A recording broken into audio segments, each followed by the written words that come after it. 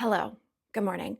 My name is Lisa Lorraine Carson, and this is chapter 2 of The Pitch, a story about a girl who we learned in chapter 1 got very lucky by very randomly becoming a billionaire. Now, if you haven't watched chapter 1, please do that because none of this is going to make any sense. But assuming that you have, you are aware that I am here to ask you, whoever you are watching this, to go to this website after you've watched this episode and God willing that one as well, and give me feedback about this work so that I can make it better, so that it gets good enough to pitch to these three people specifically. So let's go. Well, actually, before we jump into chapter 2, I do want to acknowledge something about our main character. I have clearly modeled her after a fairly basic bitch. Because as they say, write what you know. The point of this story is not that it happens to her. The point of this story is that it happens to somebody who is an American, which is an identity that I am going to define the same way as woke lib icon Ronald Reagan. You can go to live in France, but you cannot become a Frenchman. You can go to live in Germany or Turkey or Japan, but you cannot become a German, a Turk, or Japanese. But anyone from any corner of the earth can come to live in America and become an American. This, I believe, is one of the most important sources of America's greatness. We lead the world because, unique among nations, we draw our people, our strength, from every country and every corner of the world. That anybody who meets that definition is a quality candidate to be the main character of this story. So now you know. Anyway, enough lollygagging. Let's go into chapter 2 of our story where our main character has just made an honest mistake. When she told her bank to start the accounts, they started the kinds of accounts that they would start for a billionaire, including the savings account, which isn't like a normal person savings account. It's not an interest rate of like 1% of 1% or 10% of 1%. They didn't start a normal savings account for her. They started a high yield savings account for her because that is what the bank would do for a billionaire. Those things have a very different interest rate. They have an interest rate of like 4, even 5%, which would be great if she was a normal billionaire, but she's not. She has to abide by 2 very odd rules. The first of which says if her net worth ever rises above $1 billion, she's cooked.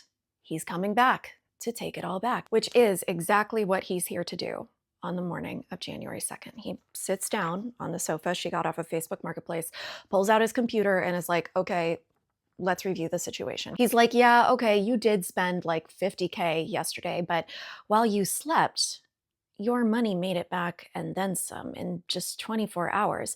Your 5% interest rate on $999 million did not make $2,737. It made a lot more. It made that a day, a week, a month, a year.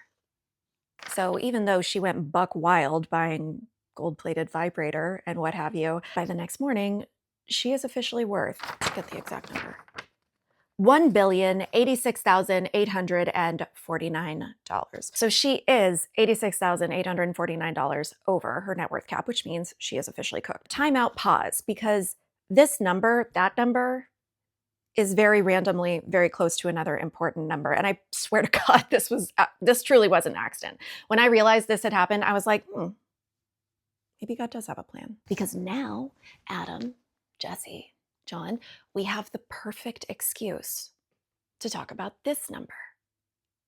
Like just because they're so close. This number in 2024 was median household income in America, which I believe is extremely important. Not because people don't know what that is. I do think that most people know what median household income is and that it's not the same thing as average, that median is the middle. So half the country makes more, half the country makes less than that. It's not everything divided by everyone. I do think that most people know that, but what I don't think most people know is how those 2 numbers play together specifically how those numbers have been drifting apart and what exactly that means. So I do think this is a great moment in our piece, whatever it may be, a mini series, a movie, a podcast, where we pause for a wee vignette about some fairly fucked up numbers that don't have to be like this because they didn't used to be like this. Starting with not median household income, which again in 2024 was that, and not average household income, which in 2024 was that, but the ratio between the two, the average divided by the middle. We start with that number, which is this.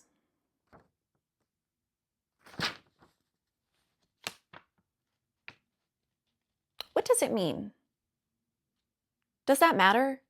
I did not know. So I did have to go into the computer and ask. I'm just going to cop to it. I asked the AI, which I will admit I did do often in order to learn about all the shit I had to learn about in order to craft this story. So when I'm telling you what the AI told me, I'm going to illustrate this collaborator with this image, which is obviously this actor from this movie, which was very good. But that's not actually why I chose him to be my AI coworker. I chose him because it was either him or him, and that's going to be a no for me, dog. I will always side with him. I'm going to ride for Chris on this one. And after that, it was going to be this little kid from this movie, which was also a very good movie, but this little bugger scares me. Robin it is. My AI computer guy looked at this number and was like, it's not good. It means that there's a very small group of people at the very top making way more than everybody else. So next question, Robin. Okay, has it always been like that? Because like, it is America, you know, like, I don't necessarily think that we as a country are a candidate for like pure communism. I think we're always going to have rich people here. And I mean this in earnest, like, I think that's okay.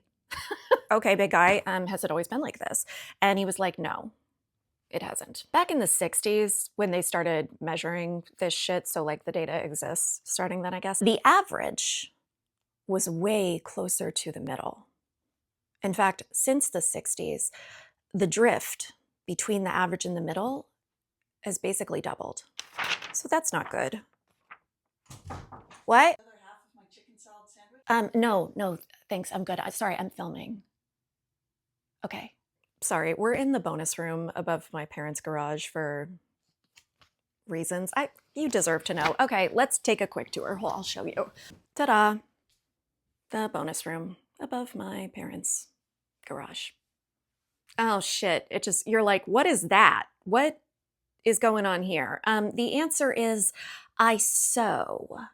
It's a hobby. I enjoy making these little, well, okay, fuck it, I'll show you. I don't really know why I made this. I saw these curtains at Goodwill.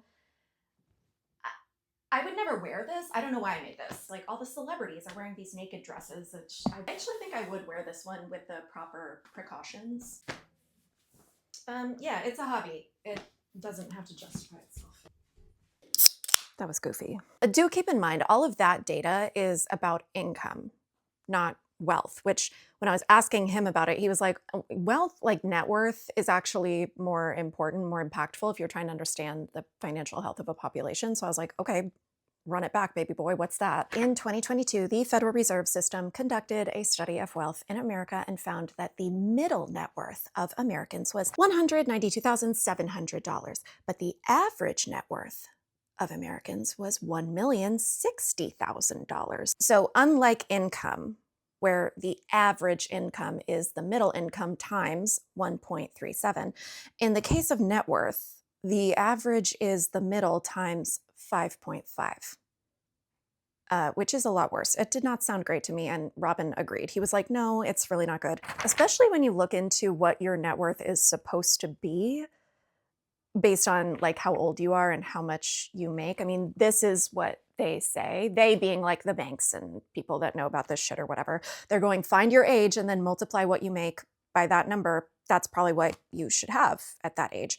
So if I was going to pretend to be the average of all this, pretend I'm 45 years old, that would mean by this logic, I should have 5.6 times my annual income, which would mean in order to be 45 and have the average American net worth, I would need to be making that much a year, which is great, but there is kind of a problem here because according to the IRS, if you look back through this website, which publishes all of this data, it's called Statistics of Income. I go to a lot of government websites, I'm like a super user of these websites. This one is my favorite though, because I can't believe that it's still live.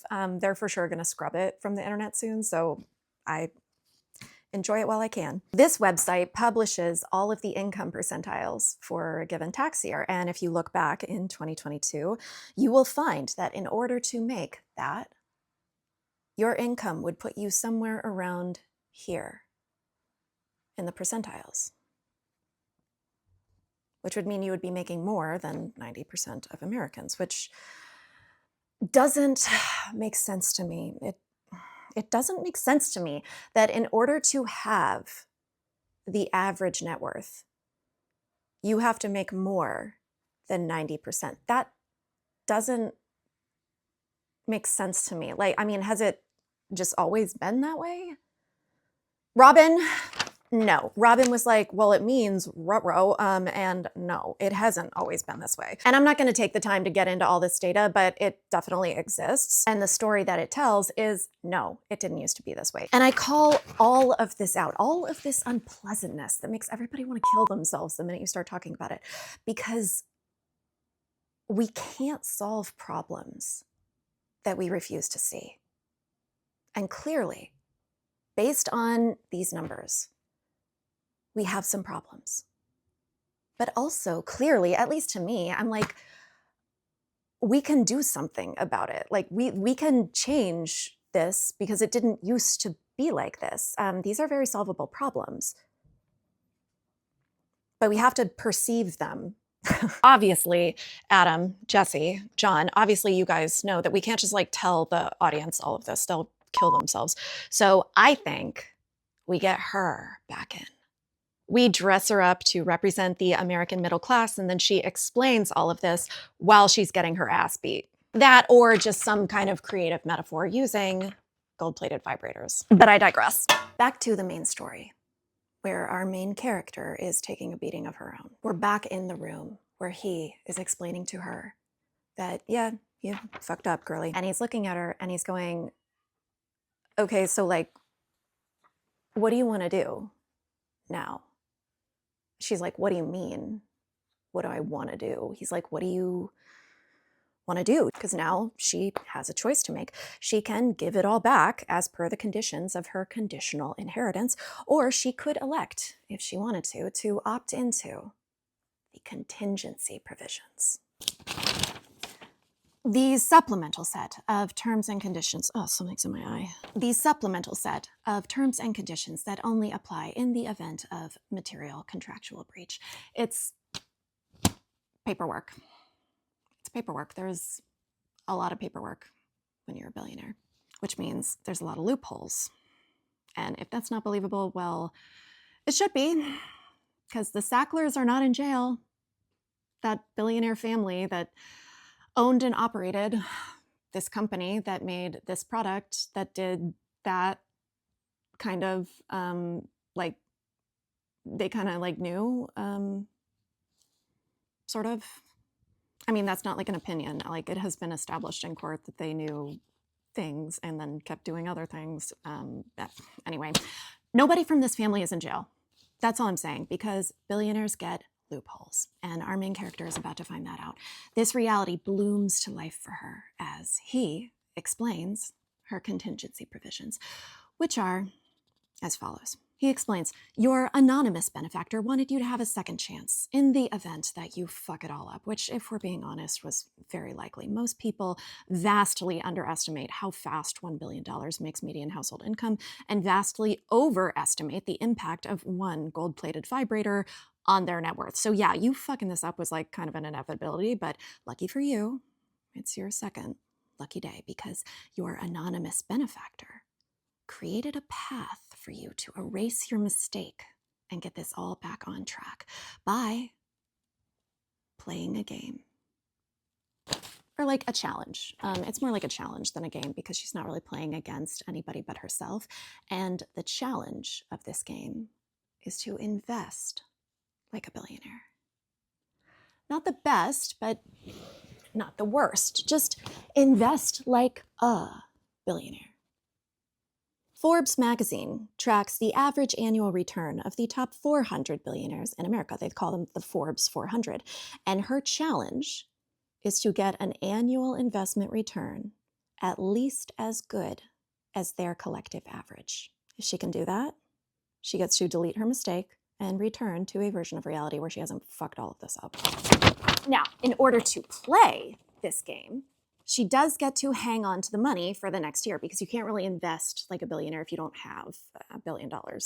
So she's got to keep the money for the next year. But playing this game does represent a tweak to the terms and conditions of her initial conditional inheritance, the rules. Rule number 1, her net worth cap for the duration of the game over the next calendar year is suspended. Her net worth can rise as high as she can possibly get it. So rule number 1, suspended. But rule number 2, about never being able to tell anybody about rule number 1, that still stands and it expands. God damn it, what is getting in my eye? But rule number 2, about keeping rule number 1 a secret, that still stands and it expands to include the game. So she can't ever tell anybody about any of what's going on here. And just to be clear, she is allowed to tell people that she inherited $1 billion. She can even tell people that she inherited it anonymously. She can tell people that she's investing. The one thing that she can't tell anybody, though, is what would cause him to come take all of it back, and now why she's playing the game and what the game even is. Those are the things she's not allowed to talk about. But everything else is fair game. She is allowed to win the game by whatever means necessary, excepting telling anyone the truth about it. And this is the moment where our story is about to blast off. I think we need to take a beat and let this moment land. I want our audience to feel the stakes. Get them in her shoes so they can feel the weight, the urgency. It has to work. Feel the challenge of it. It's gonna be hard because if it was easy to invest like a billionaire, everybody fucking would. So this is gonna be hard. What choice does she have? She runs the calculation. She's going, okay, if I don't play the game, which will be hard, it's over. This is over. But if I do play the game, which will be hard, this only might be over. There's a chance, and the cost to taking the chance is just being willing to try, which is going to involve learning shit that she never really wanted to know, looking stupid, feeling stupid, working with people that she isn't comfortable with or doesn't know or whatever. Like, she's just going to have to do things she's never done before. Okay, that's the cost of trying. This calculation is happening to her in a very physical way. We can see it on her face. She's sweating, she's freaking out. 1,000 of these all over her body. It's like a million pinpricks jumping off the Titanic. Oh no. Fuck. Okay, well, now that I thought of it, I have to do it.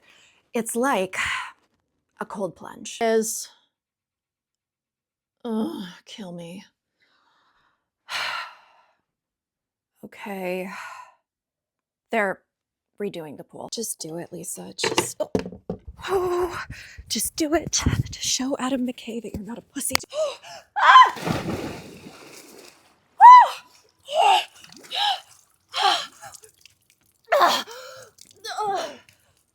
This better have narrative value.